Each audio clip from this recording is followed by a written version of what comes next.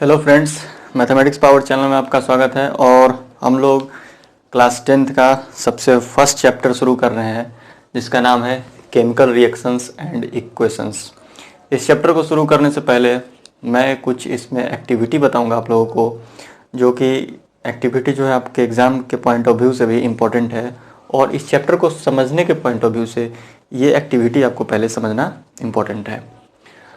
तो देखिए, सबसे पहला एक्टिविटी जो मैंने लिया है वो क्या है कि एक टेस्ट ट्यूब है और इसमें एक लीड नाइट्रेट का सॉल्यूशन रखा हुआ। अभी लीड क्या होता है, नाइट्रेट क्या होता है, उस पर फ़र्क नहीं है। एक सब्सटेंस है, एक सॉल्यूशन है, वो माइंड में रखिए कि लीड नाइट्रेट एक सॉल्यूशन होता है।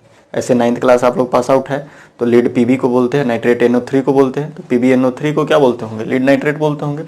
NO3 पे चार्ज क्या होता है वो सब मैं एक्स्ट्रा बताऊंगा आगे, ठीक। तो लीड नाइट्रेट सॉल्यूशन एक तरह का सॉल्यूशन है यहाँ पे, ठीक। और पोटेशियम आयोडाइड सॉल्यूशन एक दूसरा तरह का सॉल्यूशन है, ठीक। लीड नाइट्रेट और पोटेशियम आयोडाइड सॉल्यूशन को जब मिलाया गया तो एक सॉल्यूशन बना जो लीड नाइट्रेट बना, ठीक है। सॉरी, जब ये बना, जब देखिए यहाँ पे मिला रहे हैं, इस पर क्या कर रहे हैं कि लीड नाइट्रेट तो सॉल्यूशन था, उसमें पोटेशियम आयोडाइड को इस तरह से ये रेड वाला जो है मिला रहे हैं। अच्छा, ये रेड कलर तो मार्कर से कलर चेंज मैंने किया, इसका ये मतलब नहीं है कि lead nitrate solution blue colour का होगा और पोटेशियम आयोडाइड रेड कलर का होगा, ऐसा नहीं है, ठीक है। बस अलग अलग सॉल्यूशन को अलग अलग कलर से मैंने रिप्रेजेंट किया है।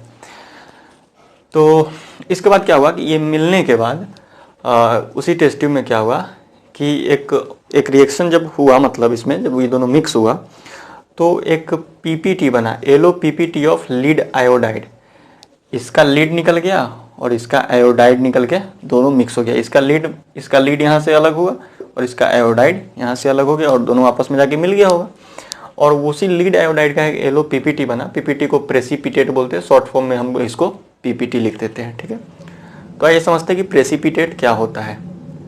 ये जो मैंने गोल गोल दिखाई है सॉलिड है ये, ठीक है। ये येलो प्रेसिपिटेट एक तरह से सॉलिड होता है, यानी कि when the reaction occurs in the liquid the solid formed is called the precipitate. आगे हमको टाइप्स ऑफ रिएक्शन पढ़ना है इस चैप्टर में, जिसमें एक रिएक्शन होता है प्रेसिपिटेशन।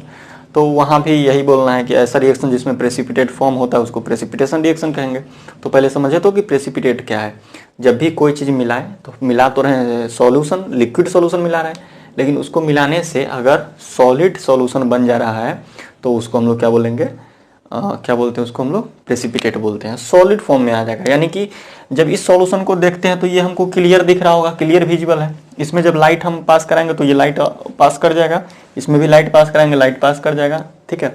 लेकिन जब यहाँ लाइट पास करेंगे तो लाइट पास कुछ एक्सटेंट तक नहीं करेगा। लाइट पास करने का मतलब क्या कि जैसे एक कॉइन लिए और इस सॉल्यूशन में नीचे रख दिए, ऊपर से देखें तो कॉइन हमको दिख रहा है। कोई चीज़ दिखने का कारण मतलब होता है कि लाइट वहाँ से पास कर रहा है। इसमें कॉइन रखे, कॉइन हमको दिख रहा है, लेकिन जब इसमें कॉइन रखेंगे तो कॉइन हमको नहीं दिखेगा, क्योंकि इसमें प्रेसिपिटेट फॉर्म हो चुका है और वो प्रेसिपिटेट उस पानी में क्या करता है कि देखने के विजिबिलिटी को जो है वो घटा देता है, ठीक। तो एक एक्टिविटी ये था और इसमें हम लोगों ने देखा कि कुछ ऐसा कुछ हुआ जिससे एक प्रेसिपिटेट बन गया, यानी कि कुछ सॉलिड फॉर्म हो गए, ठीक। दूसरा एक्टिविटी हमारे पास ये है कि यहाँ पे हमारे पास बर्नर है और बर्नर जल रहा है और जलने के साथ यहाँ पे क्या है, मैग्नीशियम रिबन, मैग्नीशियम का एक स्ट्रिप होता है पेपर का और वो मैग्नीशियम रिबन कहलाता है। ये 2-3 सेंटीमीटर लंबा ले लिए हम लोग, मान लीजिए 2-3 सेंटीमीटर का है, ज़्यादा नहीं, मैग्नीशियम रिबन लिए। ध्यान देना ये है कि मैग्नीशियम रिबन के इस एक्टिविटी को करने से पहले मैग्नीशियम रिबन को हम लोग क्या करते हैं कि स्क्रब करके वगैरह उसको साफ़ कर देते हैं, क्लीन कर देते हैं। क्यों? क्योंकि एटमॉस्फेयर में रहने के कारण क्या होता है कि मैग्नीशियम के ऊपर उसमें क्या हो जाता है, ऑक्साइड का लेयर बन जाता है, जिससे कि इस एक्सपेरिमेंट को हम लोग करेक्टली नहीं कर पाएंगे। तो इसलिए इससे पहले कि ये एक्सपेरिमेंट करना है आपको प्योर मैग्नीशियम रिबन कर लेना होगा, यानी कि जो भी अगर आप कहीं रखे हुए हैं उस रिबन को तो एक बार उसको स्क्रब कर दीजिए सीरीज कागज़ वगैरह के इस्तेमाल से, ठीक है। और इसको क्या कर दीजिए, क्लीन कर दीजिए। एनसीईआरटी में हमारा क्वेश्चन भी है कि why magnesium ribbon should be clean. तो इसीलिए क्लीन करने के लिए क्यों कि इसका यूज करने के लिए इन द प्योर फॉर्म में, ताकि ऑक्साइड लेयर इस पर न चढ़ जाए। क्यों ऑक्साइड लेयर से बचाना चाहते हैं, क्योंकि ये तो एक्सपेरिमेंट ही है ऑक्साइड को चेक करने के लिए। तो क्या होता है कि जब इसमें मैग्नीशियम रिबन को हम जलाते हैं इसमें, तो कुछ इस तरह का पाउडरी सब्सटेंस, यहाँ पे एक डेजलिंग व्हाइट कलर का लाइट, मतलब यहाँ पर एक चमकदार, इसको जब जलाते हैं तो चमकीला लाइट निकलता है, ठीक है। डेजलिंग व्हाइट लाइट बोलते हैं उसको। और उस पे हमारा क्या होता है कि एक इसका क्या होगा, ये जलेगा कोई भी चीज़ जलता है तो उसका ऐश होता है, राख बनता है। तो इसका भी राख बन गया, मैग्नीशियम रिबन का राख ऐश बन गया, जो कि व्हाइट कलर का वो पाउडर था। व्हाइट कलर का लाइट भी आया था, व्हाइट कलर का पाउडर भी आ गया। तो वो होता है मैग्नीशियम ऑक्साइड। अच्छा, मैग्नीशियम 8th क्लास में भी हम लोग पढ़ते थे मेटल नॉन मेटल चैप्टर, तो वहाँ पे एक मेटल का प्रॉपर्टी पढ़े थे कि जब भी कोई मेटल जो होगा वो जब ऑक्सीजन के साथ रिएक्ट करता है तो वो एक ऑक्साइड बना लेता है, और वो ऑक्साइड बेसिक नेचर का होता है। एसिडिक और बेसिक थोड़ा थोड़ा आइडिया होगा, और नहीं तो हमारे तो 10th में चैप्टर ही है, इसके बाद second chapter acid base and salt. तो ये जो कंपाउंड बना एस मैग्नीशियम ऑक्साइड, इसको जब हम लोग एक रेड लिटमस के ऊपर रखे, मतलब रेड लिटमस एक लिटमस पेपर होता है जो कि एक इंडिकेटर होता है, जो कि बताता है किसी भी सॉल्यूशन को, किसी भी सब्सटेंस को कि एसिडिक नेचर का है, बेसिक नेचर का है, या फिर सॉल्ट है। नहीं, सॉल्ट नहीं, एसिडिक या बेसिक को बताता है, ठीक है।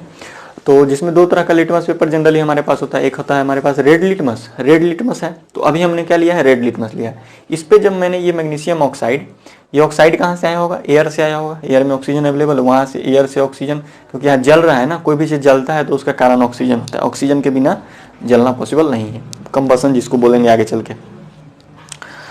तो इस ऐश को हम लोग लिए और एक भीगे हुए रेड लिटमस पे रख दिए, जिसको कि मॉइस्ट बोला गया है। मॉइस्ट मतलब उस पर कुछ वाटर मॉलिक्यूल प्रेजेंट है। भीगा के रेड लिटमस को पानी में डुबा दिया और उसको बाहर निकाल के उस पर ऐश रख दिए। तो क्या हमको मिला, क्या कि ये रेड लिटमस जो है वो ब्लू हो जा रहा है, वो रेड लिटमस ब्लू हो जा रहा है। इसका मतलब कोई भी सब्सटेंस जब रेड चीज़ को ब्लू चीज़ में कन्वर्ट कर दे तो वो बेसिक होता है, ठीक है। वो कैसा होता है, बेसिक कंपाउंड होता है, वो बेस होता है, बेस, ठीक है। इसका मतलब एस क्या हो गया, एक बेस था, ठीक। अभी तक इस रिएक्शन में यहाँ पे दो तरह का रिएक्शन हो चुका है। क्या क्या हुआ है, एक तो मैग्नीशियम एयर में से ऑक्सीजन के साथ रिएक्ट किया और मैग्नीशियम ऑक्साइड बना लिया। दूसरा मैग्नीशियम ऑक्साइड, जो कि यहाँ था मैग्नीशियम ऑक्साइड जो बन गया हुआ है एस, वो जब यहाँ पे मॉइस्ट मतलब क्या, वाटर मॉलिक्यूल्स, मॉइस्चर, वाटर के साथ जब रिएक्ट किया तो मैग्नीशियम हाइड्रो ऑक्साइड बनाया, यानी कि इस पे मैग्नीशियम हाइड्रो ऑक्साइड बन गया होगा MgOH whole twice, magnesium hydro oxide बन गया, ठीक। और मैग्नीशियम हाइड्रो ऑक्साइड क्योंकि एक बेस है, OH आयन है। हाइड्रो ऑक्साइड का मतलब क्या होता है कि OH आयन। तो जब भी OH आयन रहता है किसी भी कंपाउंड में तो वो क्या होता है, बेसिक कंपाउंड होता है। तो ये फर्स्ट एक्सपेरिमेंट था। पहले एक्सपेरिमेंट में एक प्रेसिपिटेट बन रहा है, दूसरे सॉलिड लिक्विड था, लिक्विड से सॉलिड वहाँ पे फॉर्म हो रहा है, यानी कि स्टेट का चेंज हुआ, चेंज ऑफ स्टेट हुआ। इस चीज़ में मैग्नीशियम रिबन था एक पेपर के फॉर्म में, वहाँ से पाउडरी फॉर्म में हो गया, कलर भी चेंज हो गया, पाउडर फॉर्म का वाइट पाउडर हो गया, नेचर भी चेंज हुआ इसका, है कि नहीं। तो ये दो एक्सपेरिमेंट से हम लोग ने ये देखा अभी तक। उसके बाद हम लोग एक दो एक्सपेरिमेंट और देखते हैं और फिर हम लोग आगे अपना कहानी शुरू करते हैं। 1 मिनट।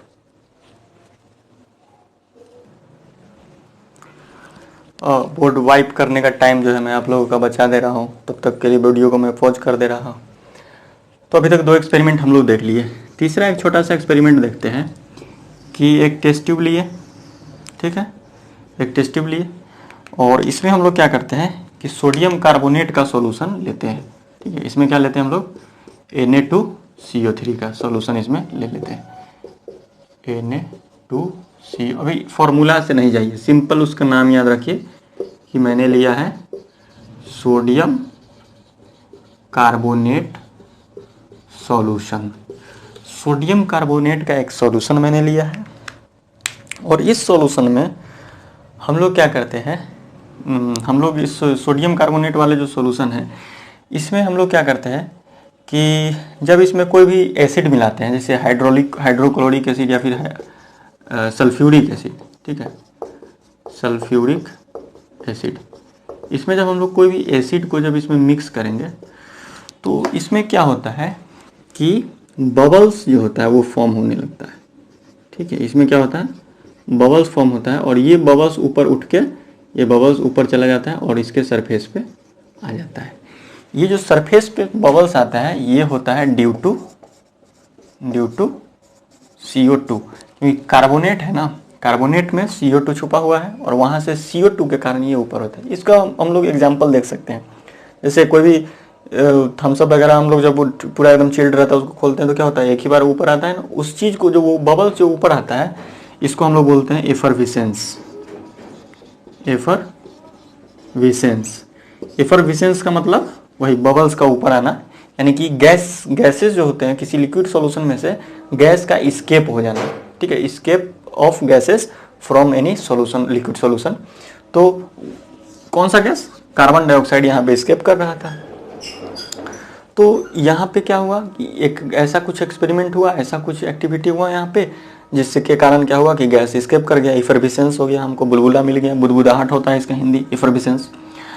चौथा एक एक्सपेरिमेंट हम लोग देख रहे हैं कि एक कोनिकल फ्लास्क लिए, मान के चलिए एक कोनिकल फ्लास्क लिए और इसको क्या कर दिए, यहाँ से बंद कर दिए, एक रॉड डाल दिए इस तरह से, ठीक है, इस तरह से ग्लास रॉड इसमें डाल के और इसको क्या कर दिए, बंद कर दिए। इसमें क्या करते हैं हम लोग कि छोटे छोटे जिंक को लेते हैं, जिसको कि हम लोग बोलते हैं जिंक ग्रैन्यूल्स। क्या बोलते हैं हम लोग इसको, जिंक ग्रैन्यूल्स। और उसके बाद इसमें क्या मिला देते हैं हम लोग, इसमें इस जो ग्लास लिए ना, इसके मदद से हम लोग मिला देते हैं क्या, हाइड्रोक्लोरिक एसिड, हाइड्रोक्लोरिक एसिड। ये जो हाइड्रोक्लोरिक एसिड मिलता है इसमें जिंक ग्रेनुलस के साथ, तो ये क्या है, एक तरह का मेटल है। ग्रेनुलस मतलब वो छोटे छोटे टुकड़े में उसको मतलब रखा गया हुआ है। तो हाइड्रोक्लोरिक एसिड मिलने के बाद क्या होता है कि जिंक ग्रेनुल्स के चारों तरफ, यहाँ भी वही चीज़ हो जाता है, जिंक ग्रेनुल्स के चारों तरफ क्या होता है कि वही बबल्स का फॉर्मेशन होने लगता है। जिंक ग्रेनुल्स के चारों तरफ बबल्स का फॉर्मेशन होने लगता है। और क्या होता है वो छोड़िए, उसके बाद क्या होता है कि थोड़ा देर के बाद क्या होता है कि जब इस कोनिकल फ्लास्क को हम हैंड से टच करते हैं तो हमको ये हॉट फील होता है, हमारे हाथ को ये क्या होता है, गर्म फील होता है, ठीक। इसका मतलब है कि यहाँ पे कुछ ऐसा रिलीज हो रहा है, कोई चीज़ जो कि इसको गर्म कर दे रहा है। तो उसको हम लोग पता करते हैं यहाँ पे कि हाइड्रोजन गैस रिलीज हो रहा है। देखिए किसी भी एक्सपेरिमेंट में जब भी कोई गैस रिलीज होगा, ठीक है, गैस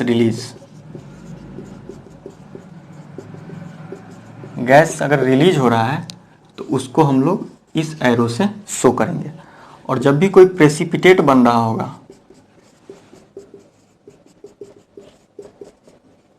प्रेसिपिटेट मैंने बताया ना, लिक्विड सॉल्यूशन में सॉलिड का बन जाना, तो उसको हम लोग नीचे डाउनवर्ड एरो से शो करेंगे। तो अगर कोई गैस रिलीज हो रहा है तो अपवर्ड एरो से, और अगर प्रेसिपिटेट है तो डाउनवर्ड एरो से।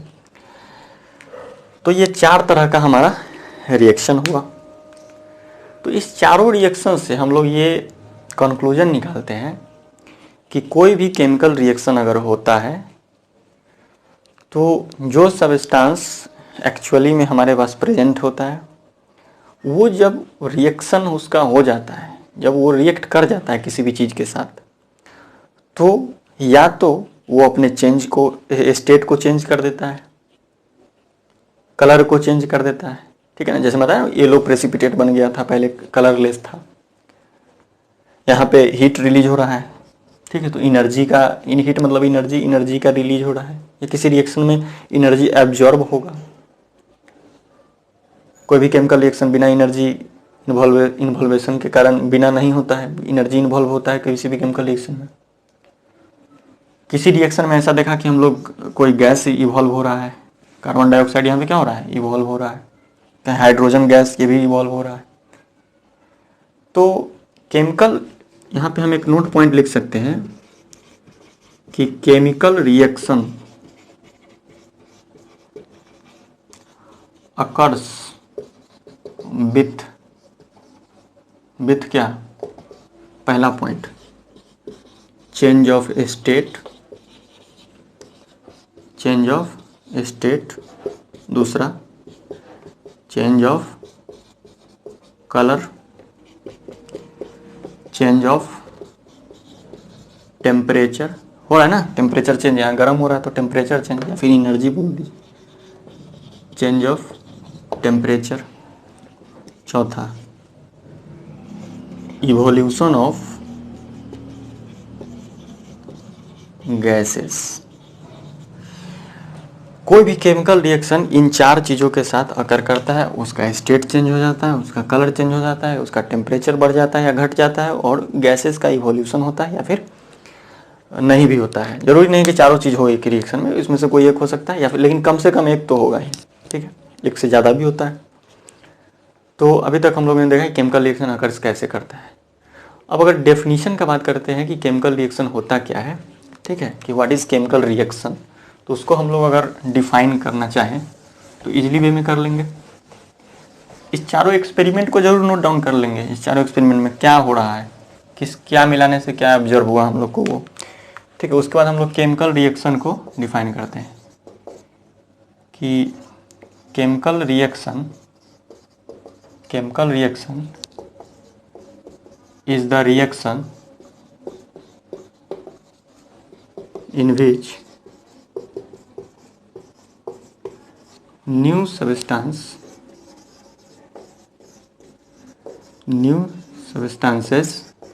with new properties are formed. New substance with new properties are formed.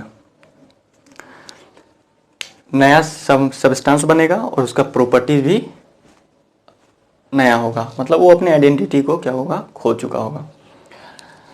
Daily life का एग्जांपल्स कुछ लेते हैं हम लोग।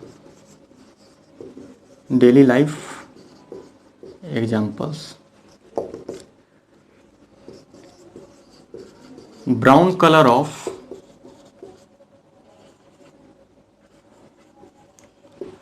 अ फ्रेशली कट एप्पल।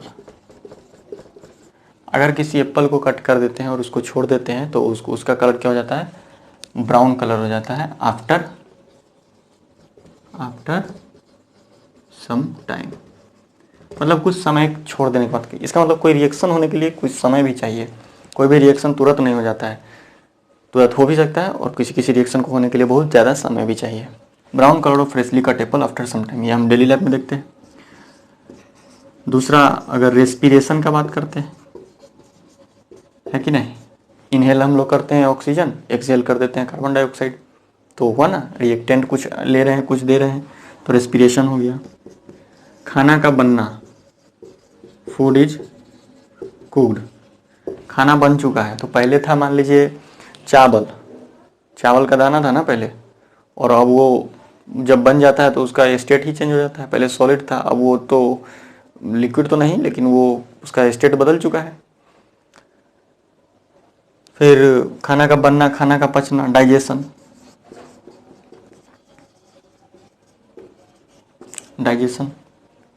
तो ये सब हमारा डेली लाइफ का कुछ एग्जाम्पल है जो कि शो करता है केमिकल चेंजेस को, विच शोज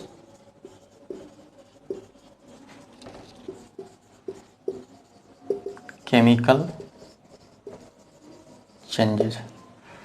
कुछ डेली लाइफ का ये एग्जाम्पल है जो कि केमिकल चेंज को शो करता है, ठीक है।